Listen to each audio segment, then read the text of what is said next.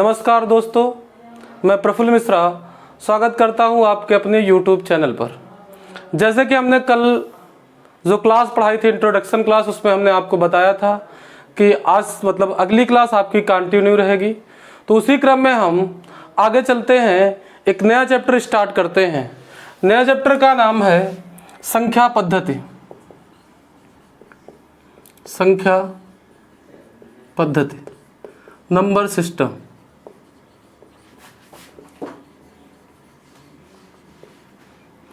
इसमें हम सबसे पहले संख्याओं के बारे में जानते हैं कि संख्याएं कौन कौन सी और क्या क्या हैं। तो सबसे बड़ी जो संख्या होती है उसे हम समृद्ध संख्या कहते हैं। इंग्लिश में इसी को कॉम्प्लेक्स नंबर कहते हैं।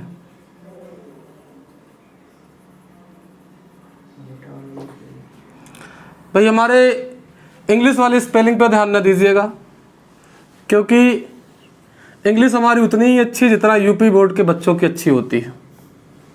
तो उस पर आप ध्यान न दीजिएगा, आप कॉन्सेप्ट पर ध्यान दीजिएगा।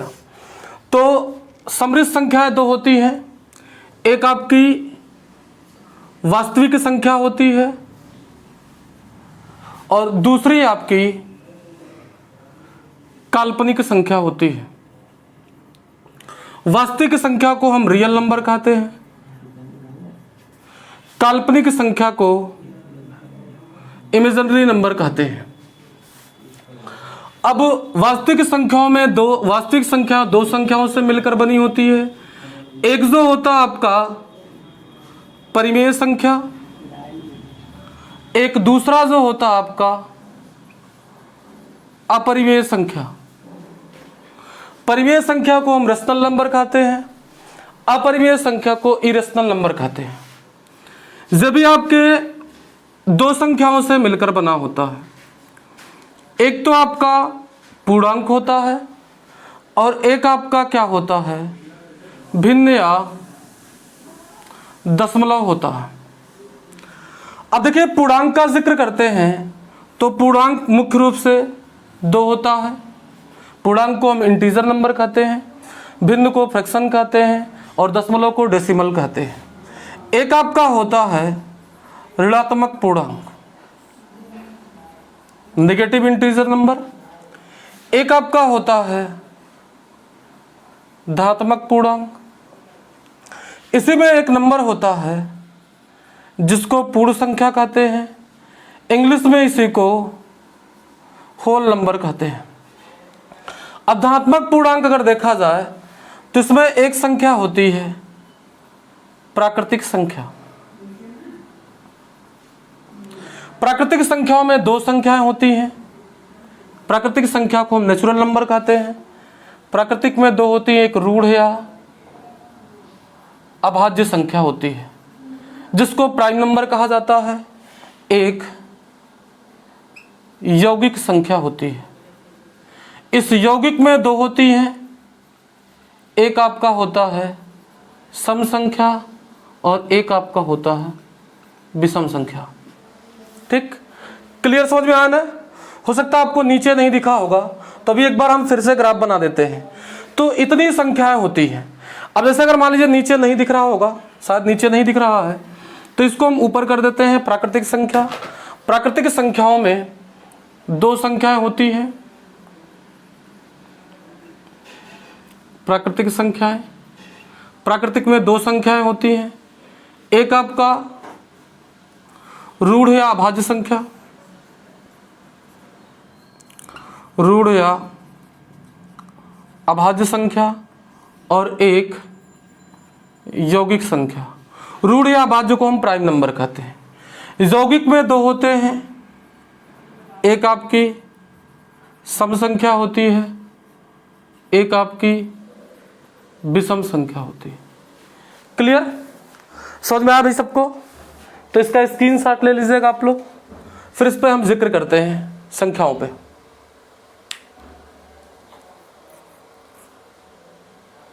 स्क्रीनशॉट आप लोग ले लिए होंगे।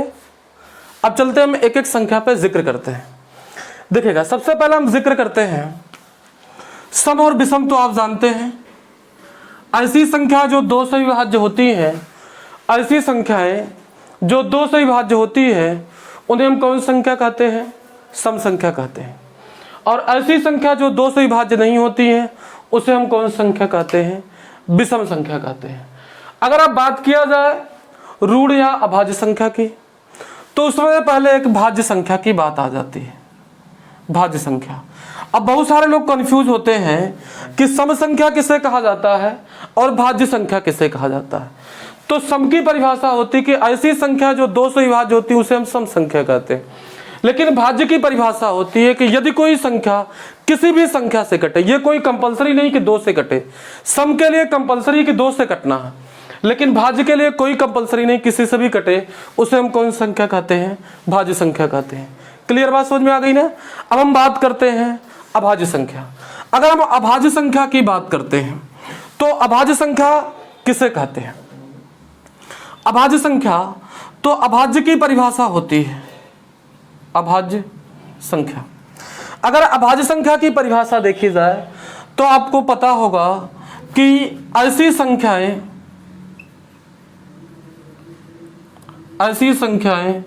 जो एक या स्वयं से विभाज्य होती हैं,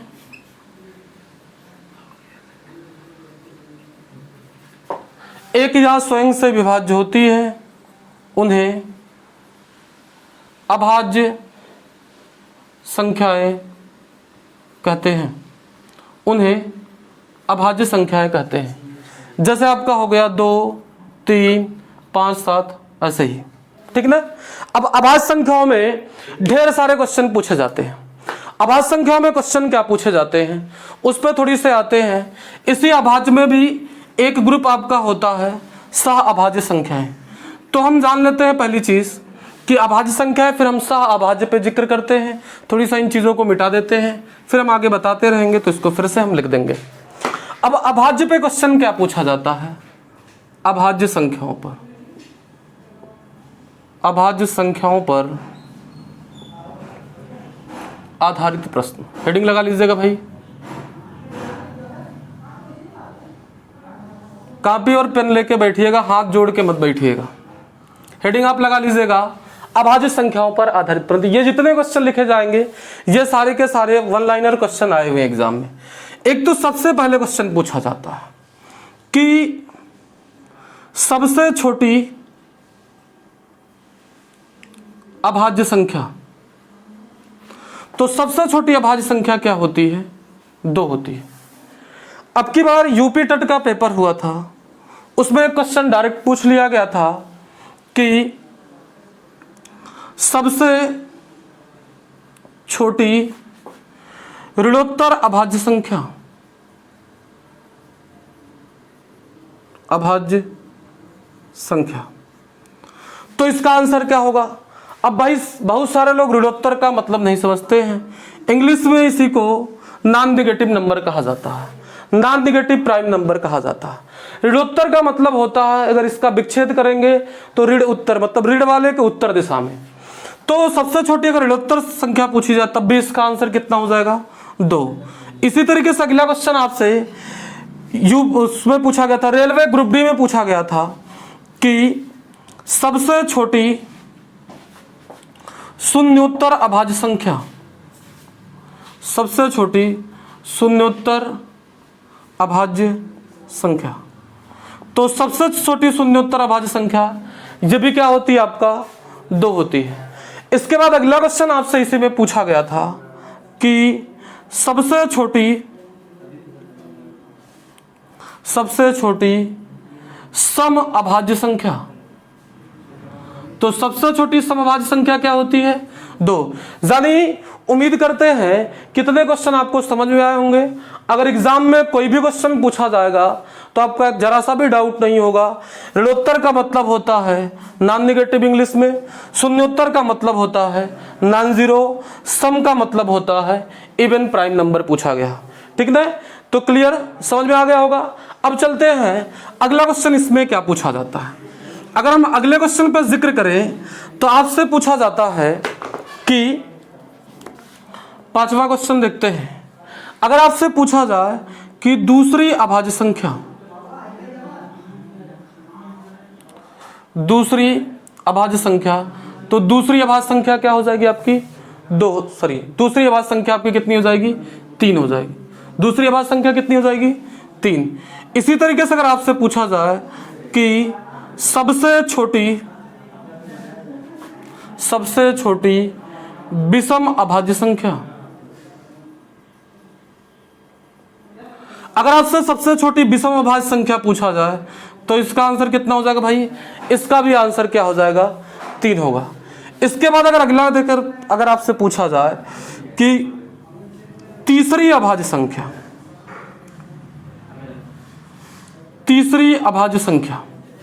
अगर तीसरी अभाज्य संख्या पूछी जाए तो आपका आंसर कितना हो जाएगा 5। यही क्वेश्चन आपसे पूछा गया था एक यूपी बीएड एंट्रेंस में। क्या पूछा गया था कि दूसरी विषम अभाज्य संख्या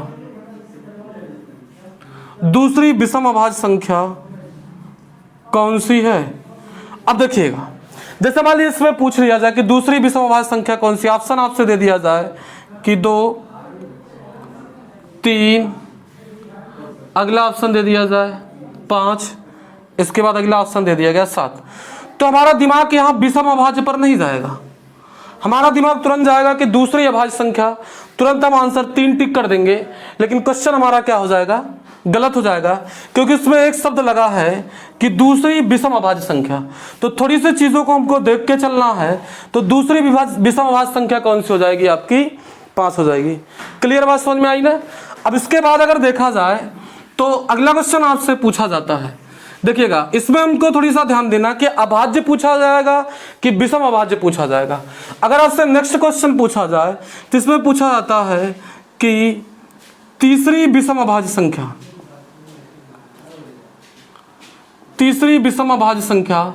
तो तीसरी विषम अभाज्य संख्या क्या हो जाएगी आपकी 7 हो जाएगी। क्लियर बात समझ में आया।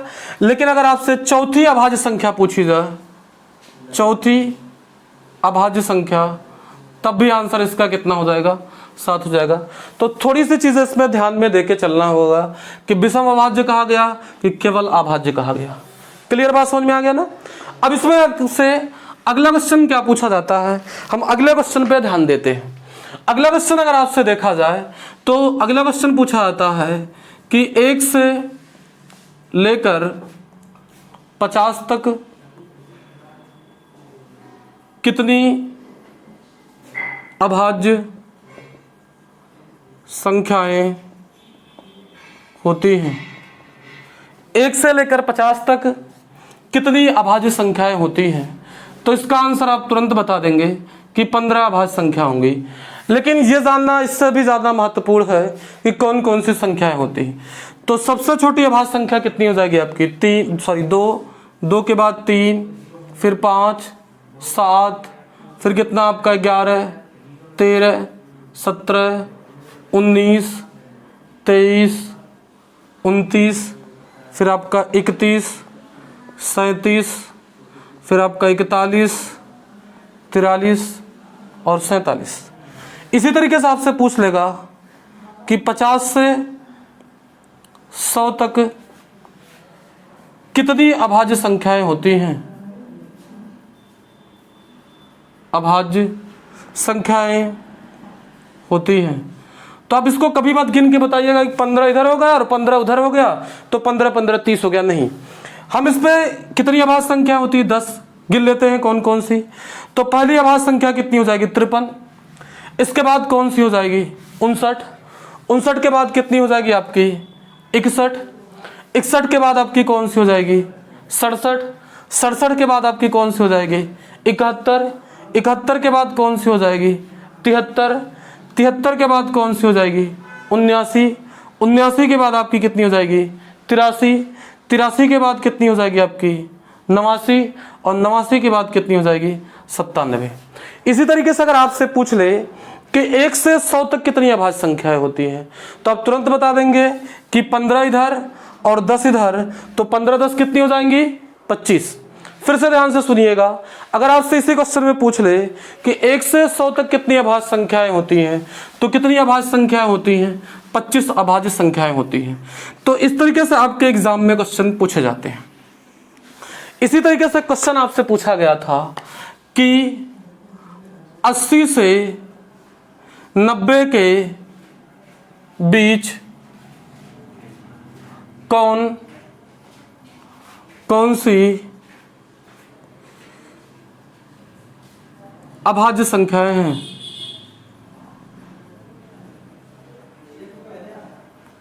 अब पहला ऑप्शन दे दिया जाए आपसे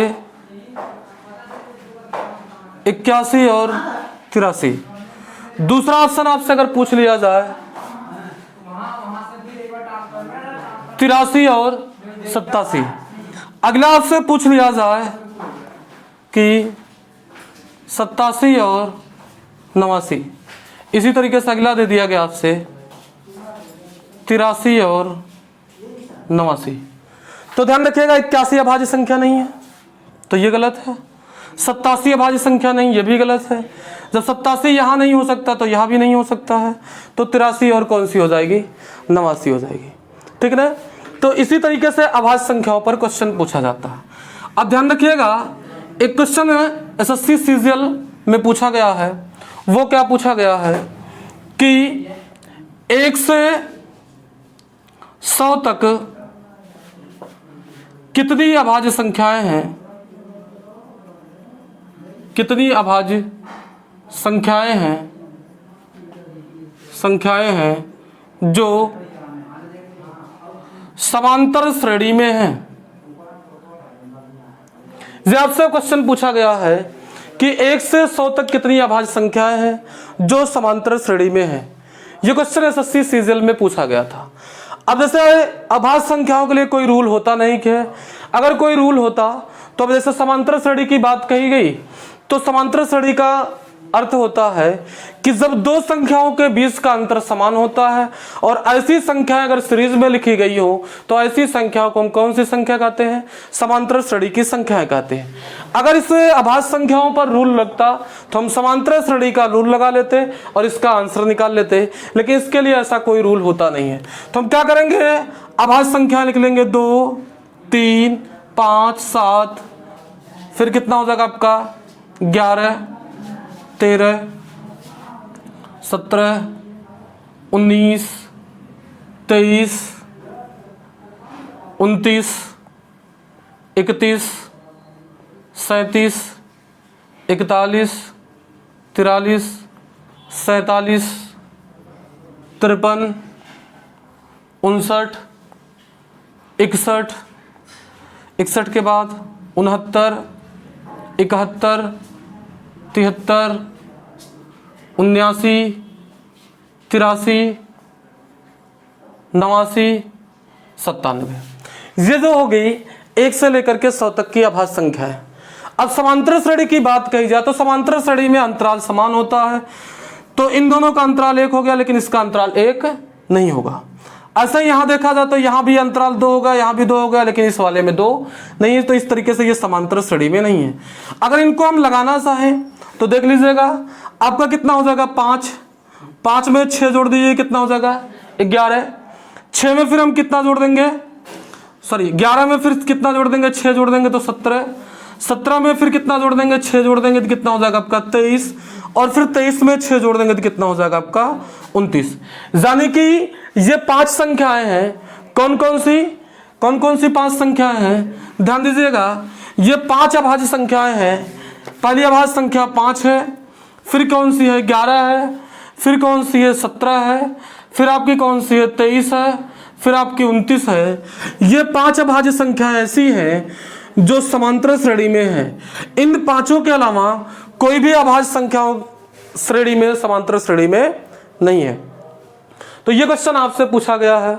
उम्मीद करते हैं कि इस पे डाउट क्लियर हो गया है। तो अभाज्य संख्याओं पे इतने सारे क्वेश्चन पूछे गए हैं जो एग्जाम में, वो सारे के सारे क्वेश्चन हमने आपसे कराया है। अब इसी में थोड़ी सी चीजें और पूछी जाती हैं। अब तो हमने अभाज्य पर जिक्र कर लिया, अब एक आपसे पूछा जाता है सह अभाज्य पूछा जाता है कि सह अभाज्य संख्याएं क्या होती हैं। क्या पूछा जाता है, सह अभाज्य संख्याएं। अब ध्यान दीजिएगा कि सह अभाज्य संख्या किसे कहते हैं।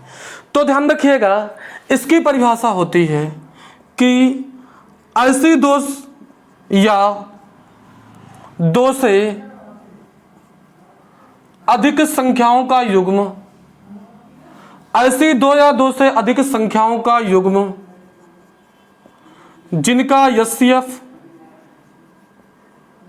1 हो, जिनका एचसीएफ 1 हो, ऐसे युग्मों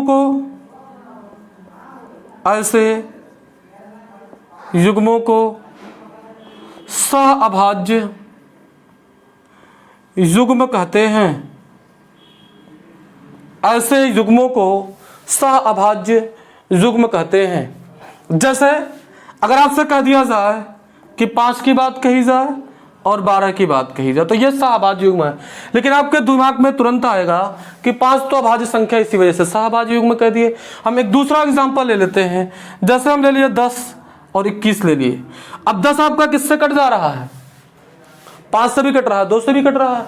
21 आपका 7 से भी कट रहा है और 3 से भी कट रहा है। ना तो 10 अभाज्य है, ना तो 21 अभाज्य है। लेकिन इन दोनों का अगर एचसीएफ देखा जाएगा तो इन दोनों का एचसीएफ कितना हो जा रहा है? 1 हो जा रहा है। इसी वजह से एक ऐसा युग्म है, सहअभाज्य युग्म है। इसी तरीके से आपका एक चीज का और जिक्र किया जाता है, सहअभाज्य गुणनखंड का जिक्र किया जाता है। किसका जिक्र किया जाता है? सहअभाज्य गुणनखंड का जिक्र किया जाता है। सहअभाज्य गुणनखंड का जिक्र किया जाता है। देखिए, इसकी जरूरत आपको एलसीएम और एचसीएफ का चैप्टर जब आप पढ़ेंगे तो वहां संख्याओं को निकालने के लिए सहअभाज्य युग्म की जरूरत, सहअभाज्य गुणनखंड की जरूरत पड़ेगी। अब सहअभाज्य गुणनखंड आ गया तो हम गुणनखंड जान लेते हैं कि गुणनखंड किसे कहते हैं। बहुत बेसिक सी चीज बता रहे हैं, ठीक ना। हो सकता है आपको लगे कि बहुत सी बेसिक चीज है, लेकिन पहली क्लास है, इस वजह से हम बेसिक सी चीजों को लेकर के धीरे धीरे हम अपना लेवल बढ़ाते रहेंगे। तो ध्यान दीजिएगा, गुणनखंड किसे कहते हैं। तो गुणनखंड की परिभाषा होती है कि कोई भी संख्या जिन जिन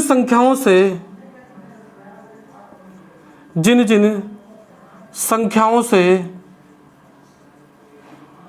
पूरा विभाज्य होती है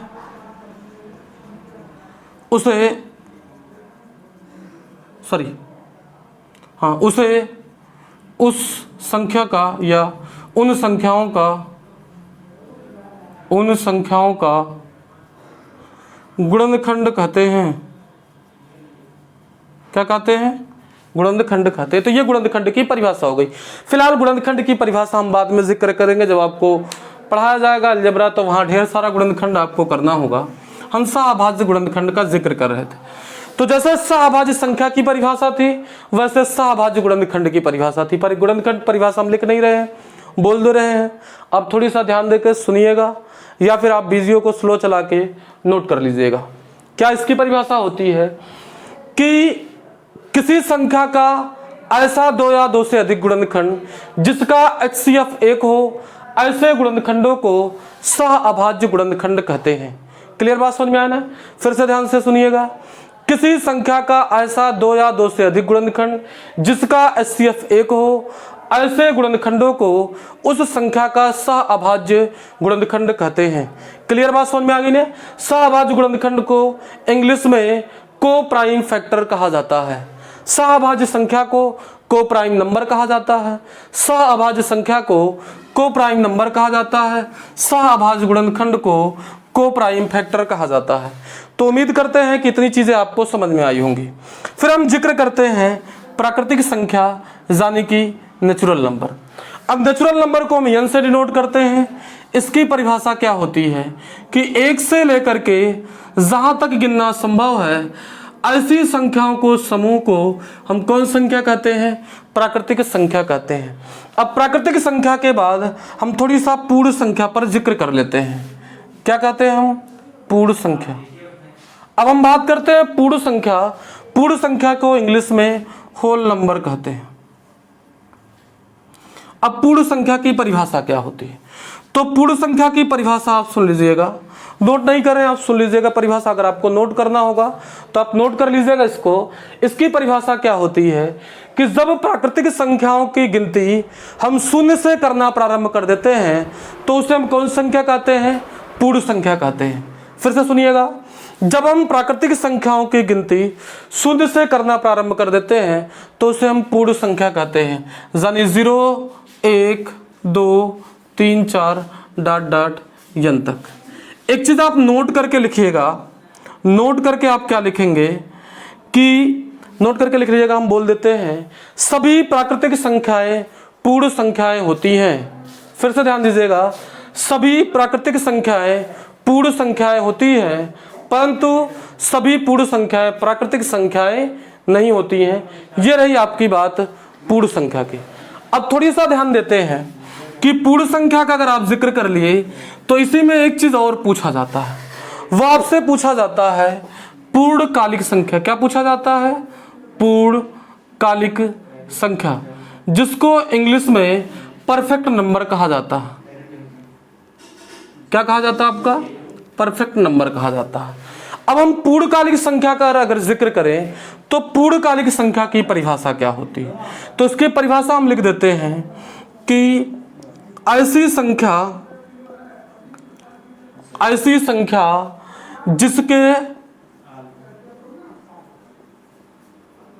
जिसके गुणनखंडों का योगफल ब्रैकेट में लिखेंगे स्वयं को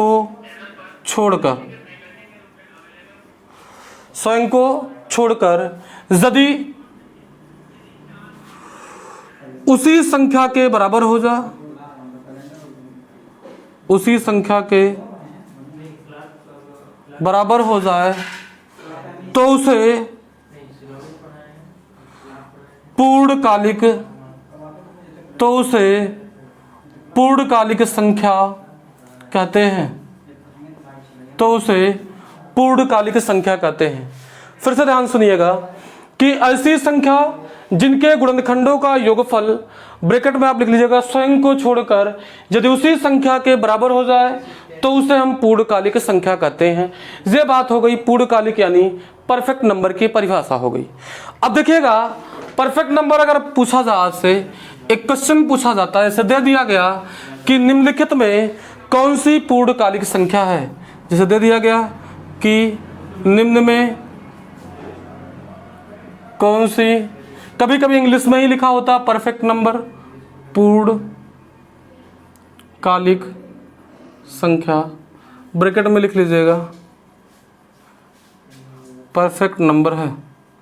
निम्नलिखित में कौन सी परफेक्ट नंबर है? तो ध्यान रखिएगा, परफेक्ट नंबर का जिक्र किया गया। ऑप्शन आपसे दे दिया गया, जैसे ऑप्शन आपसे दे दिया गया 2, दूसरा ऑप्शन आपसे दे दिया गया 4, तीसरा ऑप्शन आपसे दे दिया गया 6 और चौथा ऑप्शन आपसे दे दिया गया 10। अगर मान लीजिए 4 ऑप्शन दिया गया तो हम इस पे पूर्णकालिक पे ध्यान नहीं जाता, हमारा परफेक्ट या पूर्ण पे ध्यान जाता, तो हमको पूर्ण स्क्वायर समझ में आता है। और जब हम पूर्ण स्क्वायर समझ में आता तो आंसर 4 पे लगाते देते हैं, क्वेश्चन हमारा गलत हो जाता है। हमको अपने परिभाषा के हिसाब से चलना है। परिभाषा हमारी क्या थी कि ऐसी संख्या जिनके गुणनखंडों का योगफल यदि उसी संख्या के बराबर हो जाता है उस संख्या को छोड़कर, तो उसे हम कौन संख्या कहते हैं? पूर्णकालिक संख्या कहते हैं। अब हम जिक्र करते हैं 2 पर, तो 2 का गुणनखंड देखते हैं। 2 का गुणनखंड अगर देखा जाए तो 1 हो गया, 2 हो गया। एक चीज ध्यान रखिएगा कि कोई भी संख्या खुद का एक गुणनखंड होती है, उसी तरीके से 2 स्वयं का भी एक गुणनखंड है। तो 2 को छोड़ करके क्या इस 1 का योगफल 2 के बराबर है? नहीं है। इसी वजह से यह पूर्णकालिक संख्या नहीं है। अब हम अगला ध्यान देते हैं 4 पे, तो 4 पे ध्यान देते हैं। अब अगर हम 4 की बात करते हैं तो 4 का गुणनखंड देखते हैं। 4 का गुणनखंड देखते हैं तो 4 का गुणनखंड 1, 2 और 4 हो गया। अब इस 4 को छेड़ करके शेष सबको जोड़ते हैं तो 1 + 2 बराबर कितना हो जाएगा? 4। क्या होगा? नहीं होगा। इसी वजह से ये भी पूर्णकालिक संख्या नहीं है। इसी तरीके से हम 6 को देखते हैं। अगर हम 6 को देखते हैं तो 6 का फैक्टर क्या हो जाएगा भाई? 6 1 से कटेगा, 2 से कटेगा, 3 से कटेगा, 6 से कटेगा। अब 6 को छोड़ करके शेष सभी का योगफल देखा जा तो 1 + 2 + 3 बराबर कितना हो जाएगा, 3 2 5 1 6 इसके बराबर हो गया, उसी संख्या के बराबर हो गया, अतः एक पूर्णकालिक संख्या है। उसी तरीके से आप 10 को भी देख लीजिएगा, तो 10 भी पूर्णकालिक संख्या नहीं है। तो आपसे पूछा गया परफेक्ट नंबर की बात कही गई, तो 6 परफेक्ट नंबर है। इसी तरीके से 3 संख्याएं हैं जो बार बार घुमा फिरा के एग्जाम में पूछी जाती हैं, वो कौन कौन सी हैं, तो ध्यान रखिएगा कौन कौन सी हैं।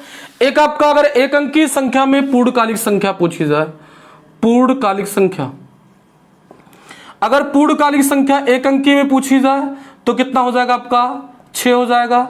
2 अंक में पूछा जाए 28 हो जाएगा। अगर आपके 3 अंक में पूछा जाए तो कितना हो जाएगा, 432।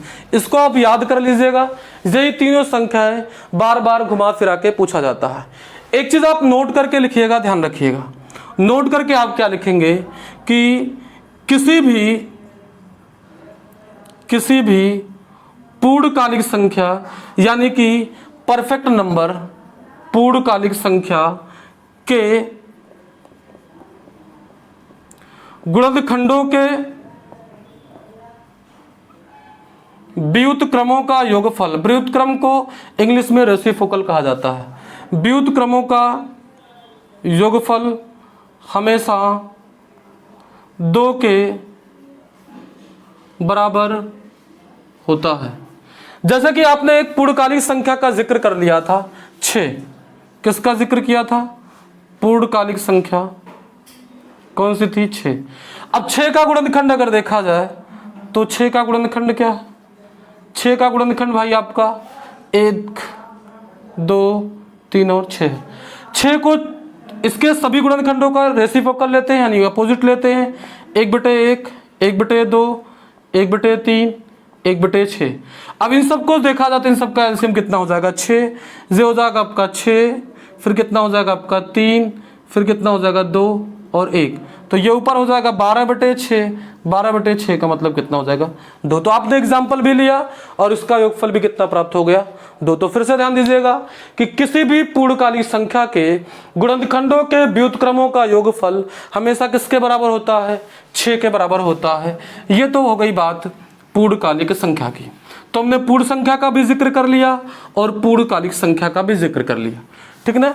अब हम जिक्र करते हैं पूर्णांक का, पूर्णांक जिसको हम इंटीजर नंबर कहते हैं, इंग्लिश में इसी को इंटीजर नंबर कहा जाता है, इंटीजर नंबर कहा जाता है, ठीक ना।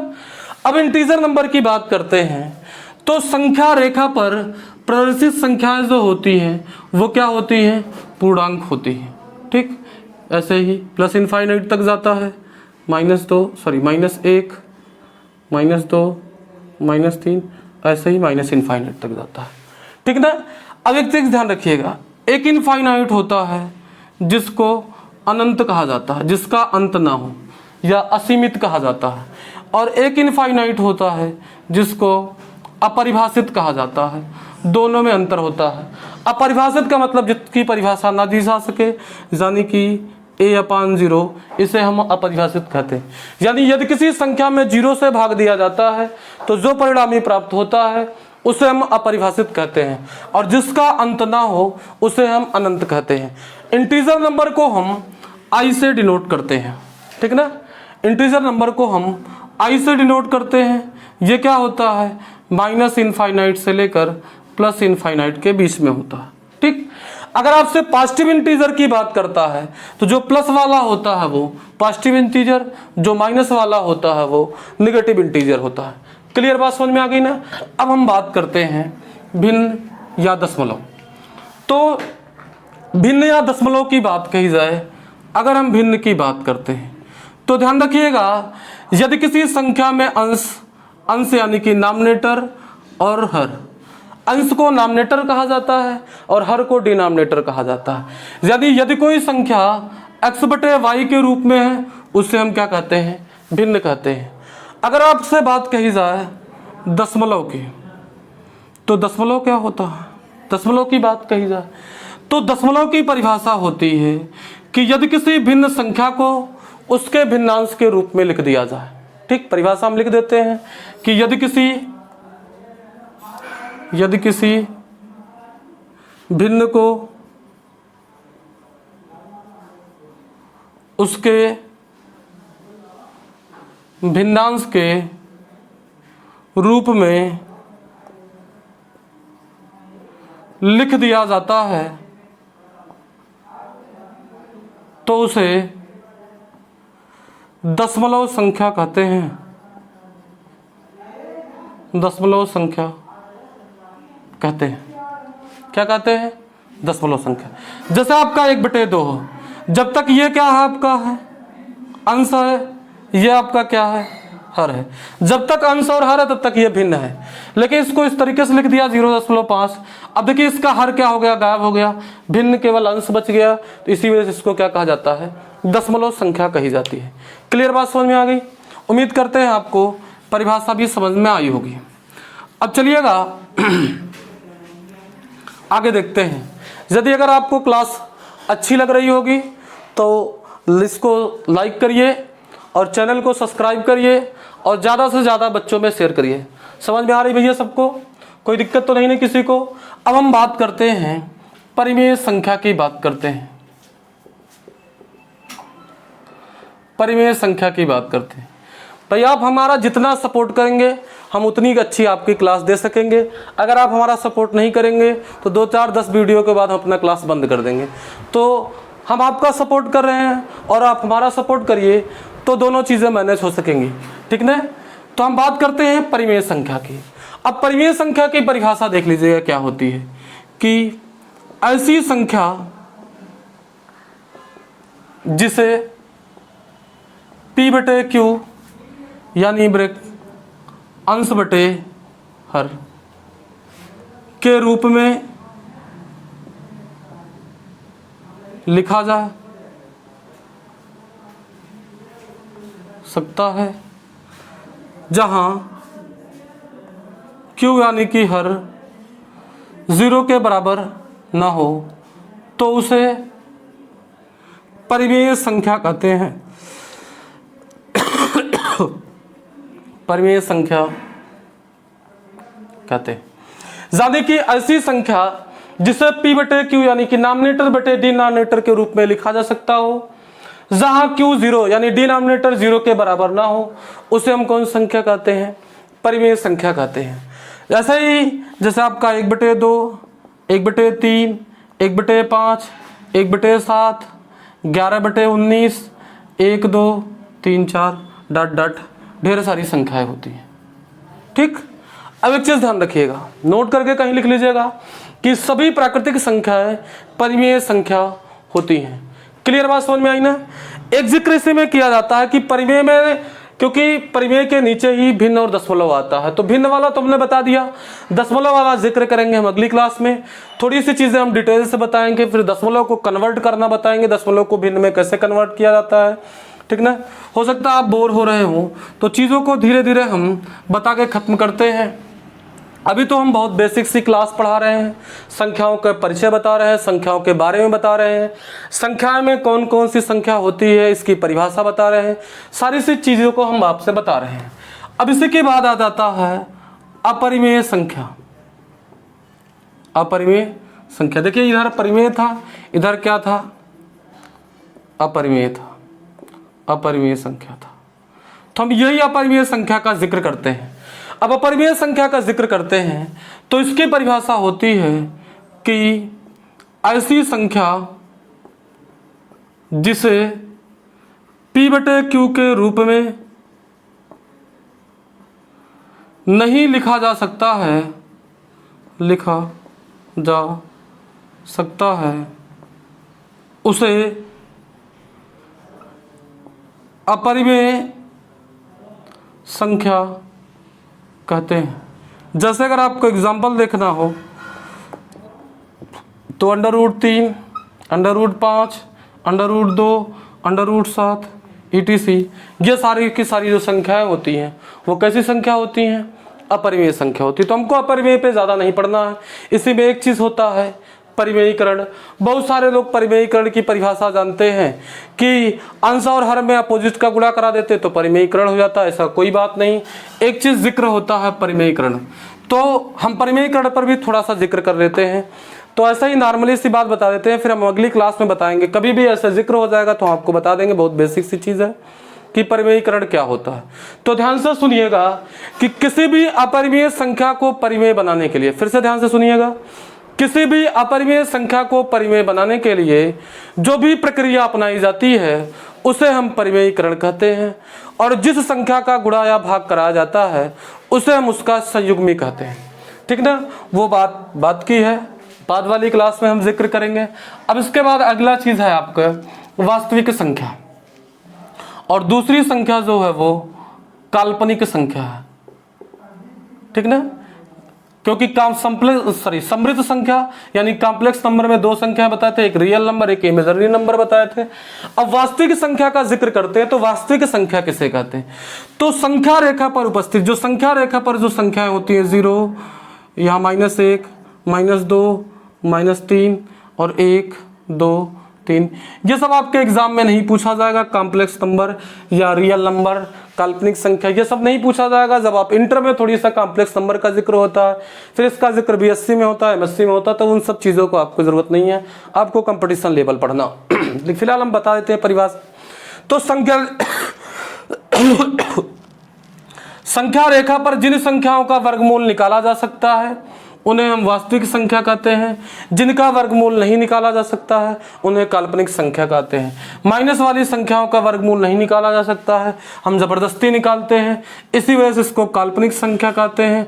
इसको आई से प्रदर्शित करते हैं, आई बराबर √-1 होता है, और इसे हम कौन संख्या कहते हैं? वास्तविक संख्या कहते हैं। और इन दोनों को जब मिला दिया था, इसे रियल नंबर आपका x हो गया, और इस वाली काल्पनिक संख्या में हमेशा कोई भी संख्या लिखी जाती है उसके साथ i लिखा जाता है। अब इन दोनों को जब मिला देते हैं तो x + iy, इसे हम कौन संख्या कहते हैं? कॉम्प्लेक्स नंबर यानी कि समृद्ध संख्या कहते हैं। तो संख्याओं में जो सबसे बड़ी संख्या होती है उसे हम कौन संख्या कहते हैं? समृद्ध संख्या कहते हैं। ठीक ना, तो भाई किसी को डाउट तो नहीं होगा।